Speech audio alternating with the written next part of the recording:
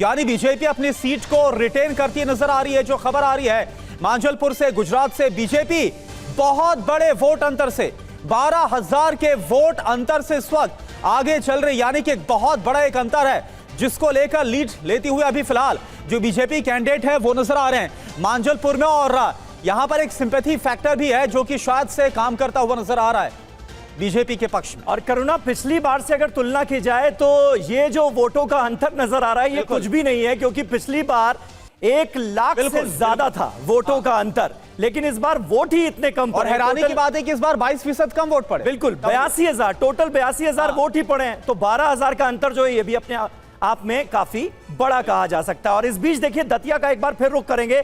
TV9 से BJP नेता नरोत्तम मिश्रा ने क्या कहा आपको बताते हैं। दतिया से बीजेपी की जीत होगी, विकास के मुद्दे की जीत होगी, ये नरोत्तम मिश्रा कहते नजर आए। हम आपको सुनवाते हैं कि नरोत्तम मिश्रा क्या कह रहे हैं। हमारे सहयोगी शुभम गुप्ता ने उनसे बात की है, सुनिए। सर, पहला रुझान जो आया है उसमें बीजेपी को तकरीबन 900 वोटों की बढ़त मिल रही है, 15 राउंड की वोटिंग है। क्या इसी तरह से सिलसिला जारी रहने वाला है? मैंने पहले दिन से ही कहा है कि भारतीय जनता पार्टी जीतेगी और अभी भी हम बढ़त बनाए हुए। मेरे को लगता है कि यही क्रम रहेगा और भारतीय जनता पार्टी के आशुतोष तिवारी जी विजयश्री हासिल करेंगे।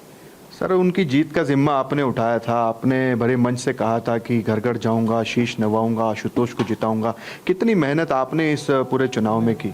जीत का जिम्मा हो या कोई अन्य जिम्मा हो, भारतीय जनता पार्टी में सभी लोग उठाते हैं, अकेले मैंने नहीं उठाया। और सामूहिक जिम्मेदारी है, अपने अपने तरीके से सबने बहुत अच्छा काम किया। आप बखूबी इस चुनाव को जानते हैं क्योंकि आप खुद यहाँ से चुनाव लड़ते आए हैं। ऐसे में ये चुनाव कितना टफ रहा, चुनौती भरा रहा, क्योंकि मुख्यमंत्री, केंद्रीय मंत्री, 12 मंत्री, बीजेपी का पूरा संगठन, सभी ने पूरी जान झोंकी। कांग्रेस का भी पूरा संगठन था, ऐसा नहीं था।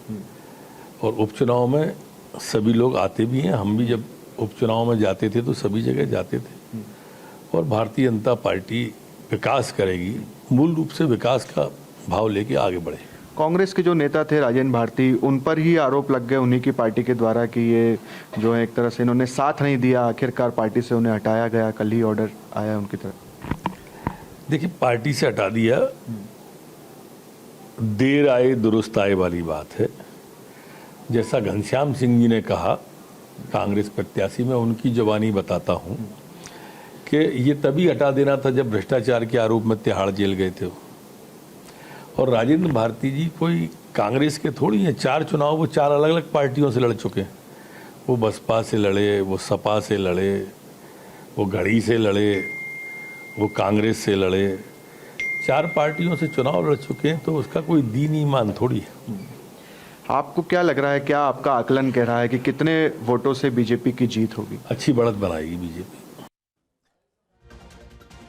और इस बीच बांकीपुर सीट को लेकर बड़ी खबर आ रही कि जन स्वराज के संस्थापक पीके सबसे आगे लगातार चल रहे हैं। बीजेपी उम्मीदवार दूसरे नंबर पर और तेजस्वी की पार्टी यानी कि आरजेडी, जो रेखा गुप्ता यहां से उम्मीदवार हैं, वो तीसरे नंबर पर यानी कि।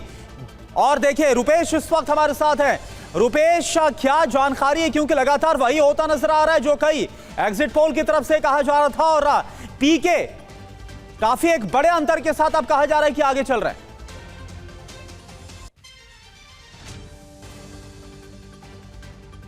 रुपेश, आप तक आवाज पहुंच पा रही? रुपेश को हम रुक करेंगे, लेकिन पटना की है बांकीपुर विधानसभा सीट और यहां से कुछ वैसा ही होता नजर आ रहा है जैसा कुछ एक्सपर्ट्स का दावा था और कुछ जो एग्जिट पोल थे उनकी तरफ से दावा था। समीर सर भी हमारे साथ हैं। समीर सर, एक बात बताइए, क्या आपको नजर आ रहा है, क्या वाकई में जिसका जिक्र अभी दिनेश गौतम भी कर रहे थे, क्या बांकीपुर में वाकई में यहां भी बीजेपी को कहीं ना कहीं एक भीतर घात मिला है, या फिर पीके जिनकी एक पहचान एक अच्छे चुनावी रणनीतिकार के तौर पर रही है, जैसी रणनीति के साथ वो आगे बढ़े वो काम करती नजर आ रही है? निश्चित रूप से मुझे लगता है कि प्रशांत किशोर ने जब ये तय किया होगा कि बांकीपुर में मुझे चुनाव लड़ना है, तो वो अपनी जमानत जब तक करवाने या हारने के लिए नहीं गए होंगे। उन्होंने वहां पर समीकरण को समझा होगा, जमीनी को समझा होगा, संगठन के स्तर पर काम किया होगा और उनको ये फीडबैक मिला होगा कि अगर वो चुनाव लड़ेंगे तो वो यहाँ से जीत सकते हैं। और मुझे लगता है कि भारतीय जनता पार्टी के गढ़ में जो 40 साल से भारतीय जनता पार्टी के पास सीट है, भारतीय जनता पार्टी के राष्ट्रीय अध्यक्ष की सीट रही है, उस सीट पर जहां आपके सामाजिक और जातिगत समीकरण काम नहीं करते, उस सीट पर जाकर भारतीय जनता पार्टी को घर में घुसकर हराना, ये एक बहुत बड़ी बात प्रशांत किशोर के लिए होगी।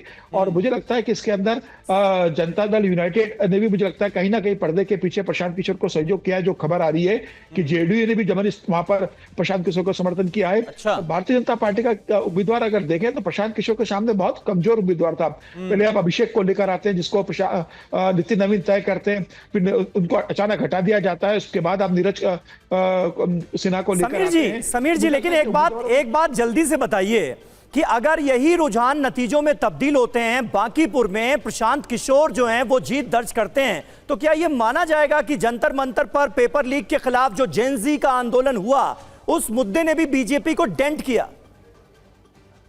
उसमें कई फैक्टर होंगे। अगर समीर हम देखें तो जंतर मंतर का मुद्दा जरूर होगा, लेकिन इसमें प्रशांत किशोर भी युवा है, नितिन नवीन भी 45 साल के युवा है, उन्होंने भी वहां प्रचार किया। भारतीय जनता पार्टी का संगठन मजबूत है। तमाम फैक्टर होंगे कि भाई लोगों ने जाति से ऊपर उठकर मतदान किया है।